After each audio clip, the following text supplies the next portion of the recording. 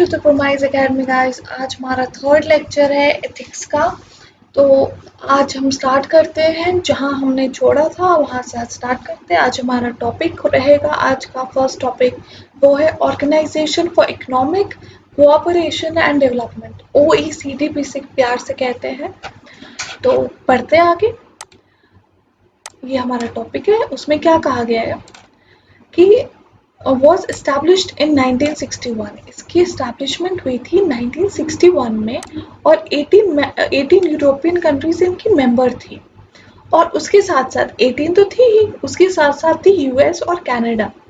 ठीक है, आप ये सामने आपने देख रहे हो, ये है OECD, joined forces to create organization dedicated to economic development। मतलब इनका sole purpose था economic development। It is one of the first non-government organizations to spell out principles that should govern corporates। मतलब जो govern करनी चाहिए corporates को, उनके principles को बताया। ठीक है, the mission of the organization for economic cooperation and development is, mission क्या है आप इसे लिखो। अगर आप नोट्स प्रिपेयर कर रहे हो तो इसे मार्क कर दो, लिख लो। अगर आप नहीं प्रिपेयर कर दो तो इसे मार्क कर दो एज अ मिशन। ठीक है, इसमें क्या कहा गया है, to promote policies that will improve the economic and social well-being of people around the world। कुछ इसमें डाउट तो नहीं है आपको? I hope so. इसमें यही कहा गया है कि ऐसे पॉलिसीज, ऐसे इकोनॉमिक और सोशल पॉलिसीज बनाएं जो कि जो इकोनॉमिक कंडीशंस है कंट्रीज की वो इम्प्रूव करें, ताकि अल्टीमेटली जो वहाँ के रेसिडेंट्स हैं, जो पॉपुलेशन है, जो पीपल है, वो उनकी लाइफस्टाइल बेटर हो सके, उनकी सोशल वेलबींग और बेहतर हो सके। The mission of the Organization for Economic OECD is to promote, एक second, is to promote policies that will improve economic and so ये repeat हो गया है तो इसे काट दो। ठीक है,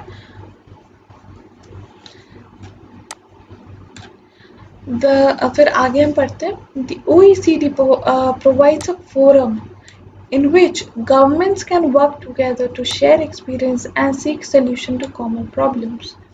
इसका मतलब क्या है कि ये एक ऐसा प्लेटफॉर्म प्रोवाइड करता है ना, जहाँ बाकी गवर्नमेंट जो डाइवर्स कंट्रीज है ऑल ओवर द वर्ल्ड, उनकी जो गवर्नमेंट्स है वो साथ मिलकर काम कर सके और कोई भी प्रॉब्लम है उनकी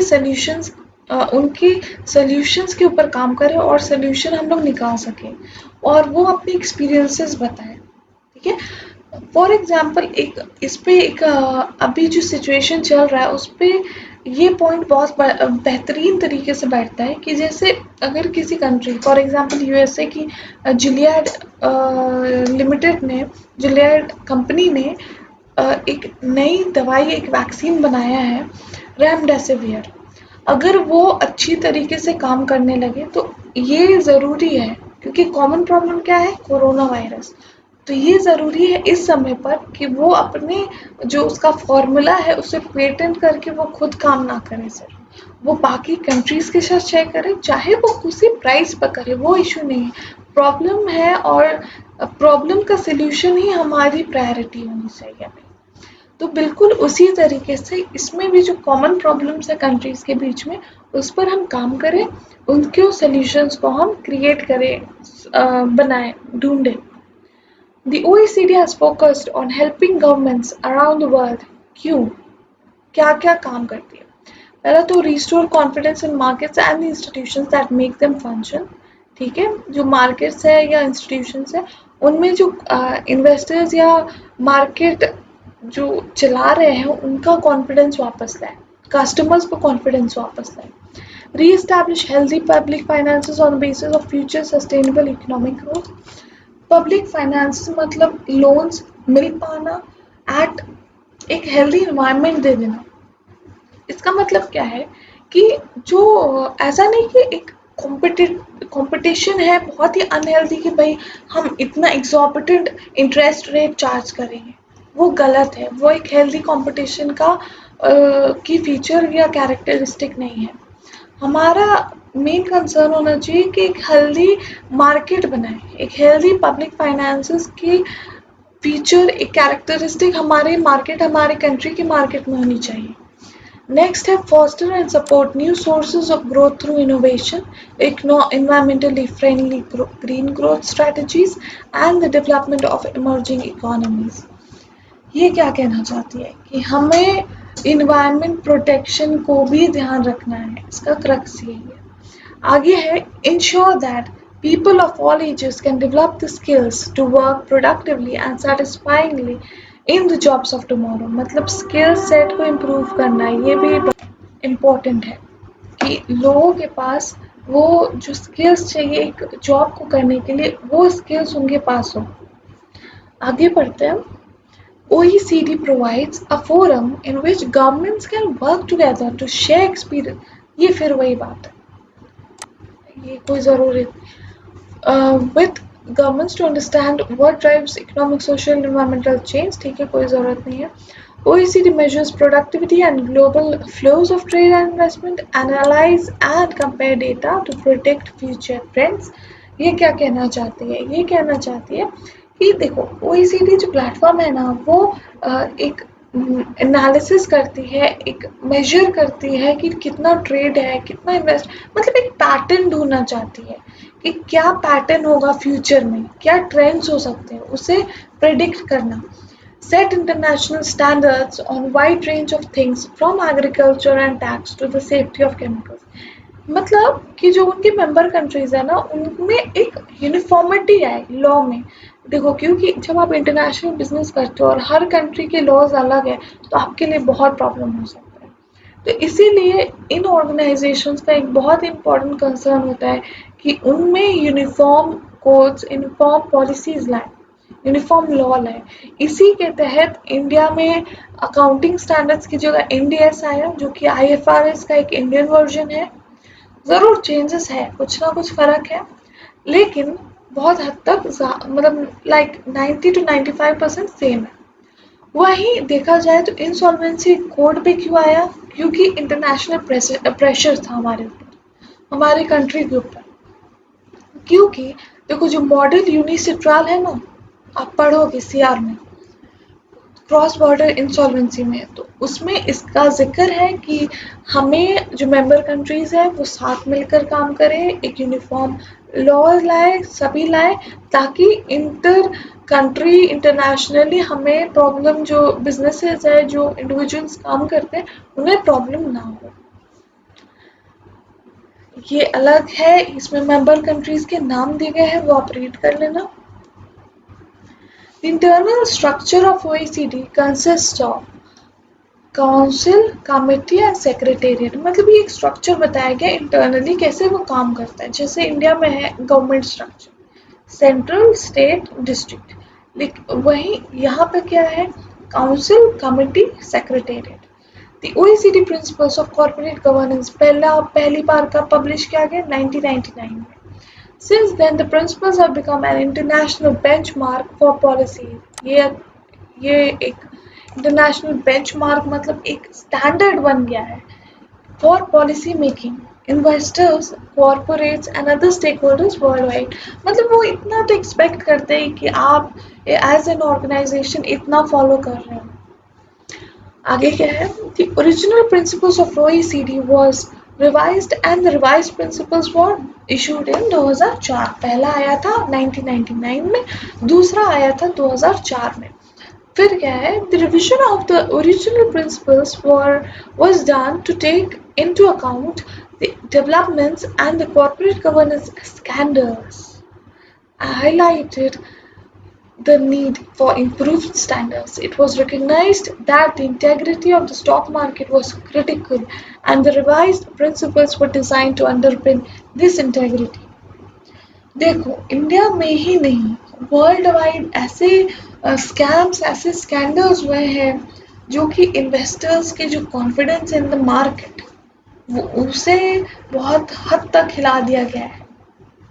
और इसलिए उस कॉन्फिडेंस को रिस्टोर करने के लिए हमें ज़रूरी है कि इन प्रिंसिपल्स को फॉलो करें, अडेप्ट करें।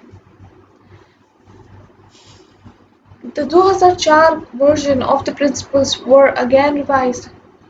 2004 के बाद 2015 में फिर रिवाइज किया गया। देखो रिविजन इज लाइक इम्प्रूवमेंट, अगर कुछ कमी रह गई तो उसे इम्प्रूव करो, अगर कुछ चेंजेस आ गए ना सिनेरियोज में, क्योंकि देखो 11 साल के बाद उसे रिवाइज किया गया तो ज़रूर कुछ चेंजेस आए होंगे। और सबसे प्रीडोमिनेंट चेंजेस है इन द टेक्नोलॉजिकल सेक्टर, उसमें बहुत ज़्यादा चेंजेस आए। तो इसलिए ये इन प्रिंसिपल्स को टाइम टू टाइम पे रिवाइज किया गया है ताकि वो रेलेवेंट रहे according to the time. OECD Corporate Governance Principles was divided into 6 chapters, 6 chapter में डिवाइड किया गया है। और ये प्रिंसिपल्स क्या है? पहला प्रिंसिपल है ensuring the basis for an effective corporate governance framework. मतलब एक बेसिस, मतलब एक फाउंडेशन, पहले हमें वो सोचना है कि हमारा फाउंडेशन क्या होगा।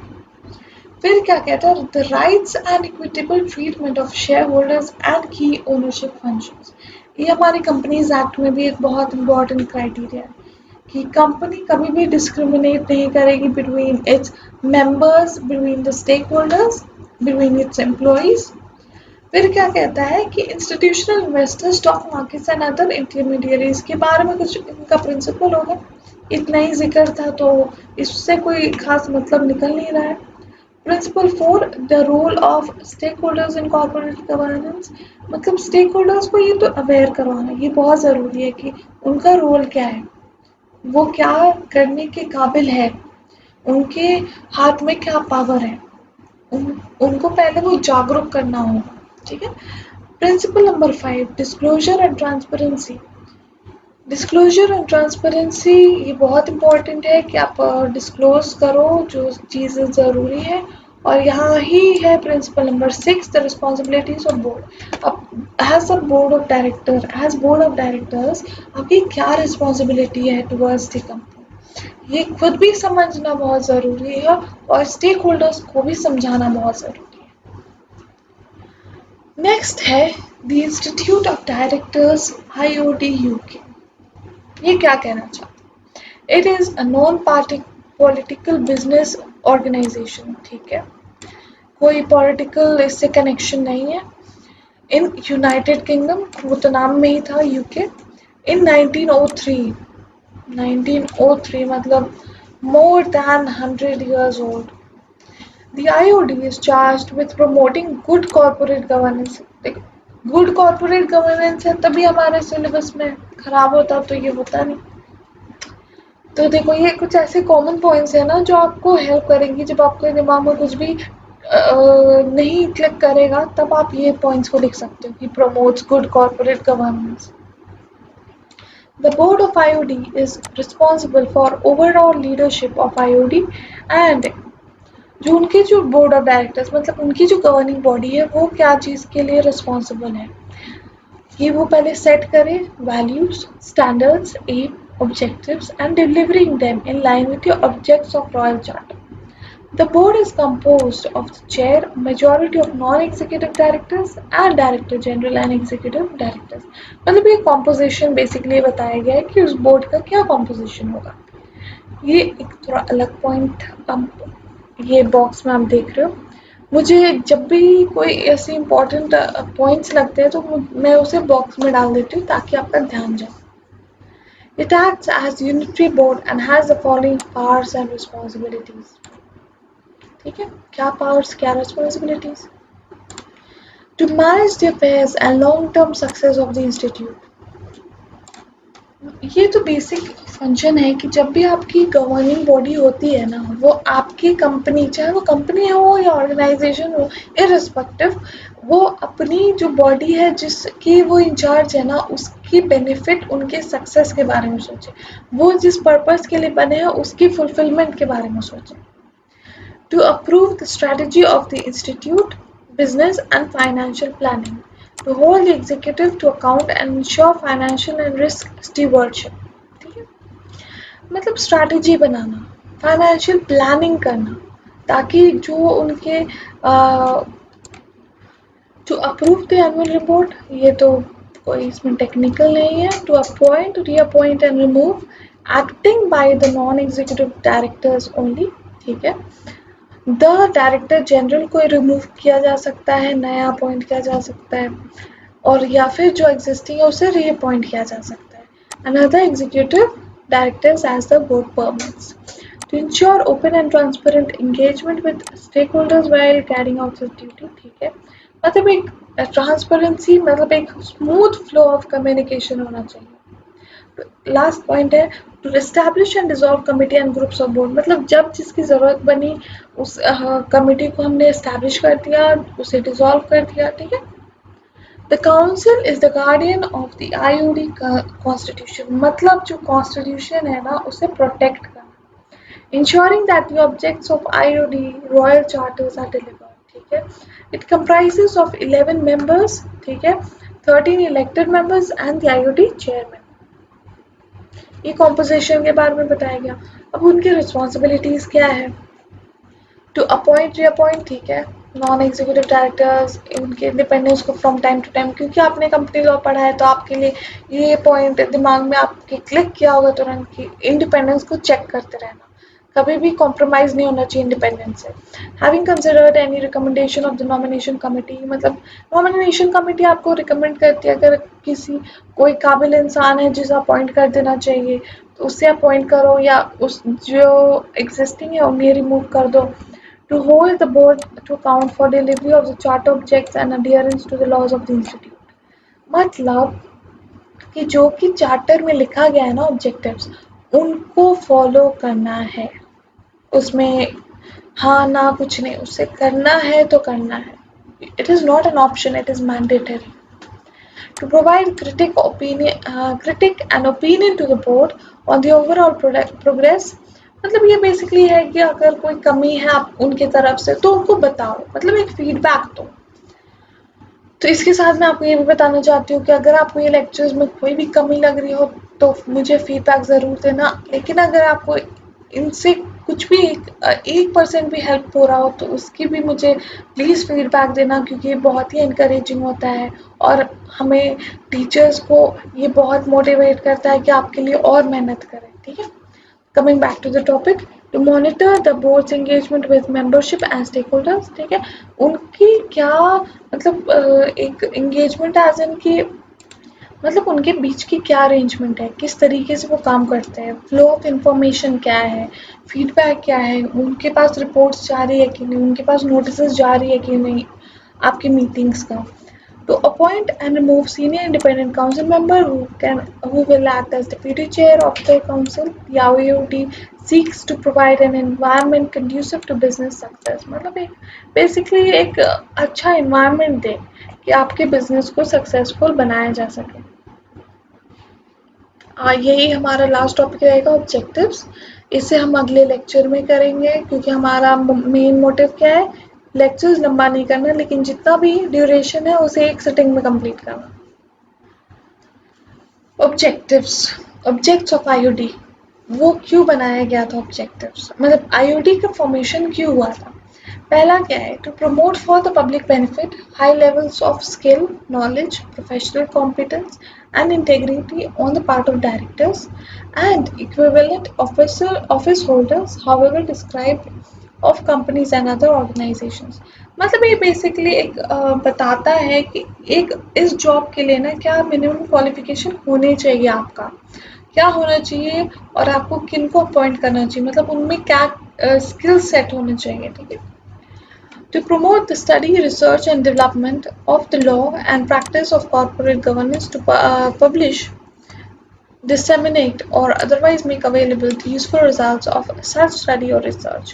अगर कोई भी उन्होंने एक तो पहले तो प्रमोट करो कि आप लोग रिसर्च करो, लोगों को कहो, कंपनीज को कहो कि आप रिसर्च करो, मेंबर्स को कहो कि आप रिसर्च करो, और जो भी रिसर्च का आउटपुट आया ना उससे लोगों को बताओ, जो बाकी मेंबर्स हैं, जो नॉन मेंबर्स हो उन तक वो इंफॉर्मेशन पहुंचाओ. सी पॉइंट क्या कहता है, to represent the interest of members and of the business community to the government. मतलब जो हमारे मेंबर्स है या फिर जो हमारे कंपनी का इंटरेस्ट जहाँ भी आता है ना उसको उनकी बात को रखो बिफोर किनके सामने, बिजनेस पूरी बिजनेस कम्युनिटी के सामने या फिर गवर्नमेंट के सामने या फिर कोई भी पब्लिक फोरम के सामने। And to encourage and foster climate favorable for entrepreneurial activity and wealth creation।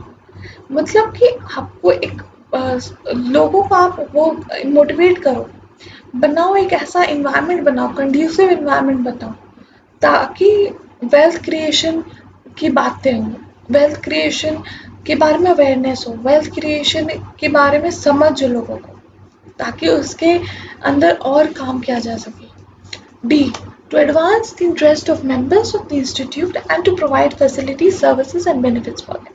मतलब जिन्होंने बनाया है ना, जो कंस्टिट्यूएंट्स है, उनका भी ख्याल रखना एक बहुत ही अटमोस्ट रिस्पॉन्सिबिलिटी है IOD की, इंस्टीट्यूट ऑफ डायरेक्टर्स की। ठीक है, ये हमारा टॉपिक था। आगे हमारा जो ई पॉइंट है वो हम अगले लेक्चर में कंटिन्यू करेंगे। Till then stay tuned, stay blessed, bye bye.